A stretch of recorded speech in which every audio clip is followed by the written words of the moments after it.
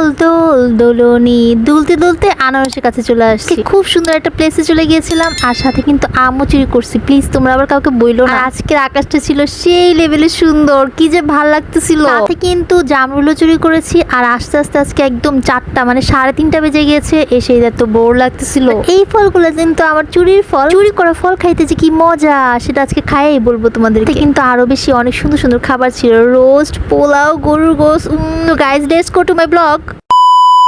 আসসালামু আলাইকুম my beautiful guys, কেমন আছো তোমার সবাই? আলহামদুলিল্লাহ আমি ভালো আছি। ঈদের দ্বিতীয় দাওয়াত খাইতে যেতেছি গাইস। তো কি যে পরবো কিছুই বুঝতেছিলাম না, কোন ড্রেসের সাথে কোন হিজাবটা পরতে হবে সেটাই আমি মাঝে মাঝে কনফিউজড হয়ে যাই। তো আমার হলুদ জামার সাথে আমি এই হিজাবটা ট্রাই করতেছিলাম, পরে দেখেছি ভালো লাগে না, পরে আমি এই হিজাবটা বের করেছি। হলুদ এখন ম্যাচিং হয়েছে তাই না বলো? এখন খুব ভালো লাগছে। তো এটার সাথে আমি অরেঞ্জ কালার লিপস্টিক দিয়ে দিয়েছিলাম, আর এখন আমি সাজুগুজু করে নেবো, রেডি একদম এক পলকে কিন্তু বাসায় চলে আসছি। এরকম কিছু না, আমি রাস্তা দিয়ে বের হওয়ার সময় আজকে আমওয়ালাকে দেখেছি। সো কোনো জায়গায় গেলে আম কাঁঠাল এগুলো নিয়ে যাই, ভাবছিলাম কাঁঠাল নিয়ে যাবো, কাঁঠাল না পেয়ে আমি নিয়ে গেছি। আর এসে দেখি 3:30 বাজে। উফ, আস্তে আস্তে এত দেরি হয়ে গেছে, মাথায় হাত আমার। সবার খাওয়া শেষ আর আমরা এবার খালামণি আমাদের জন্য শুধুমাত্র ওয়েট করতেছিল, আর খালামণি গোসলে গিয়েছিল। আর এদিকে দেখো সব কিছু রান্না করেছে, গরুর গোশত, শাক, ডাল। আমার খালামণিকে একাই সবকিছু সামলাতে হয়। আমার খালামণি কিন্তু আইডিয়াল স্কুলের টিচার, সো ওনাকে অনেক বেশি কষ্ট করতে হয়। এজন্য বাটিতে বাড়াচ্ছে, এইভাবে করে সবকিছু দিয়ে দিয়েছে। আবার এটাকে অড মনে করো না, কারণ সবকিছু সব সময় খালামণি বাটিতে বেড়েই দেয়। আজকে শুধুমাত্র এরকম করে দিয়েছে। আর আজকে আমাকে সুন্দর একটা প্লেট দিয়েছে খাওয়ার জন্য।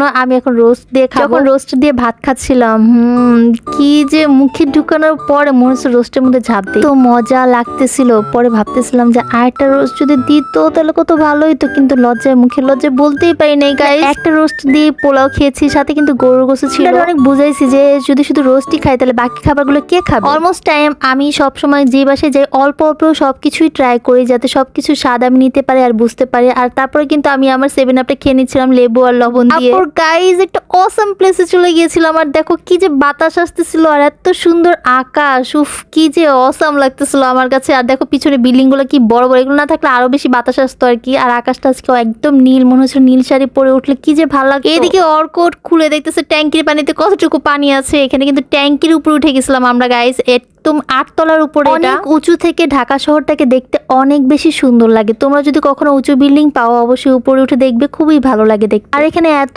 গাছপালায় ভরা ছিল, মনে হয় যেন পুরো সিলেটের কোনো এলাকায় চলে আসছি। তো জাস্ট উপরে উঠেই একদম ক্যামেরা ছেড়ে ভিডিও করা শুরু করে দিয়েছি। কোন দিক দিয়ে বাতাস আসতেছে, কোন দিক দিয়ে সুন্দর লাগতেছে সেটাই দেখতেছিলাম। তারপর নিচতলায় গেলাম, দেখি যে আম গাছে আম ভর্তি গাইস। ছোট্ট একটা আম গাছে এত আম হয়েছে মাশাআল্লাহ। এখানে দেখো আনারস গাছ, এখানে কিন্তু একটা মাত্র আনারস হয়েছে। জানি না এটা মিষ্টি হবে নাকি টক হবে, কিন্তু আনারস গাছ আমি এই প্রথম দেখলাম। আর এটা কিন্তু সফেদা ফল। আর এই লাল লাল ফলগুলো কি বলতো, এত সুন্দর লাগতেছিল, চেরি ফলের মতো। এগুলো কিন্তু করমচা ফল। করমচা গাছের সাথে একটু ছবি মানে ভিডিও করতে যাচ্ছিলাম, কটা ছবিও তুলেছি। তো অনেক বেশি ভালো লাগছিল, কিন্তু নিচের ব্যাকগ্রাউন্ড এত সুন্দর ছিল না, তারপর ভালো লাগছিল। আর এই ফুলটা কি জানো, বেদানা ফুল না কি জানো গাইস, কয়ে লাভ নাই, আমি আসলে সব ফুলের নাম জানি না। সো যেটা ভালো লাগে তার সাথে ছবি তুলতেছিলাম আর কি। একটু সাদে উঠা মডেল টডেল করলাম। এখন একটু চুরি চুরি করা লাগবো না, তাই আজকে জামরুল চুরি করতে চলে আসছি গাইস। এই যে দেখো কয়টা জামরুল পারছি। তারপর চলে গেছিলাম আম গাছের সামনে, আর এদিক ওদিক দেখতেছি কেউ দেখলো কিনা। আর চুরি করা পরে কি মজা লাগতেছিল, খেয়ে দেখবো চুরি করা ফল খাইতে কেমন লাগে। সত্যি কথা বলেই দেই, বাড়ি এলে যদি দেখে আমার ভিডিওটা তারা তো সেই বিপদে পড়ে যাবে। কিন্তু